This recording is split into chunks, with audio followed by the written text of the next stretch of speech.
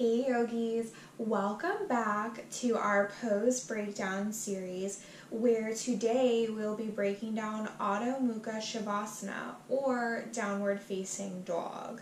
If you haven't joined us in our series before, we break down different variations as well as the alignment within the pose to get you feeling a little bit more comfortable in your practice as well as the poses, and to get you to feel more comfortable if you're having trouble in the full variation, you have an alternative. So, we're going to start with the variations and make our way to the full posture today of downward facing dog. So I encourage you to join me in all three and decide what feels best for where you are in your practice today. Normally I would not bring you right to downward facing dog. We are just breaking down the pose. So a few gentle stretches beforehand are definitely recommended, and when you go to a class in a studio, you will not go straight into downward facing dog. So don't be surprised if your hamstrings are a little tight today. We're going to get started in plank pose. If you're not familiar with plank pose, go back to the video on plank pose breakdown and get comfortable there first and come back to me here. So first, starting in plank pose, checking in with your alignment here, checking in with how you feel, firming up the whole body. And then we're going to exhale our hips back and high and bend our knees. Hi, Coco. Oh, I know. Thank you.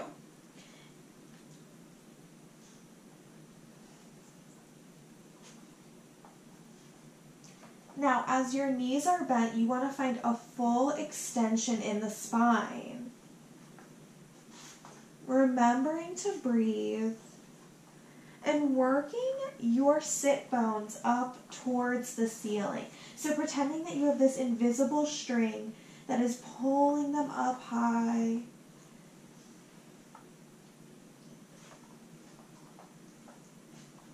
Taking steady inhales here.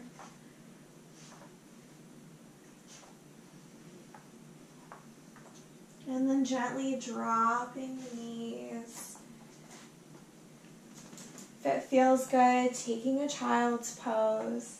But that is our first variation of adho mukha shavasana. That's the variation that I recommend to anyone who feels like they're having trouble because their hamstrings are very tight. It allows us to extend the spine, get our hips lifted, still weight in the heels. However, you don't feel that extreme tug that makes you uncomfortable and tends to round the back. So now let's try another variation of downward facing dog. Once again, coming to plank pose, first getting comfortable here with our shoulders stacked over our wrist, exhaling our hips back and high, and now we're going to straighten our legs but come up onto our tippy toes. Hips are still lifted high. You're breathing, finding the length in our spine.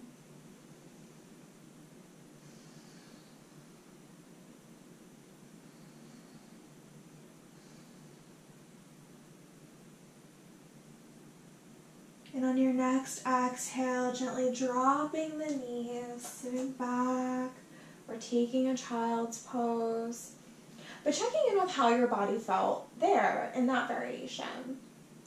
The stretch on your hamstrings is a little bit more intense. It does allow you to feel them a little bit more. It opens them up.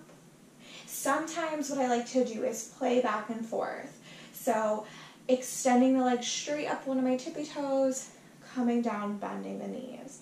Straight up one of my tippy toes, coming back down, bending the knees. It does allow for the nice stretch, but isn't a little too much. Now we're going to try for the full variation of downward facing dog. This is where you ideally want to have your legs straight and your heels touching the ground. Now we're always reaching with the heels to ground them in this pose, but ultimately and eventually one day we hope to have our heels down there. with our hips still lifted high and our spine still long. Don't worry if you can't get them there today. Every day is different, okay? So let's go ahead and move through the full variation of downward facing dog, starting from plank. Stacking shoulders over wrists, finding strength in our body. Nice long spine, and then exhaling the hips back and high, reaching the heels down. And if it feels good first, try bending one knee and straightening the other. Reaching the one heel down in the straight leg, bending the other. Still finding length in our spine. And see if that doesn't allow you to reach them a little bit more.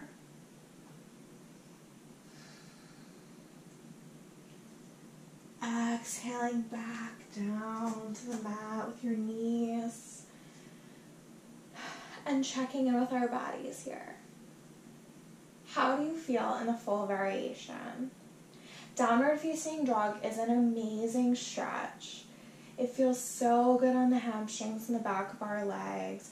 It helps us to find length in the spine. Don't get down on yourself if your heels don't reach the ground. Honestly, half the time my heels do not reach the ground. After a full practice, I'm more likely to get them to the ground, as opposed to when I first start my practice. Our bodies get warm, they get more relaxed in the stretch, they become easier.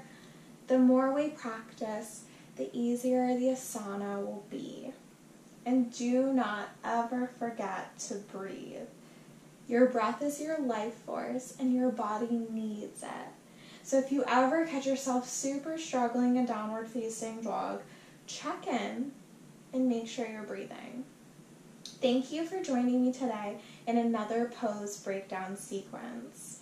Don't forget to subscribe to the channel so you'll receive a notification with each new video.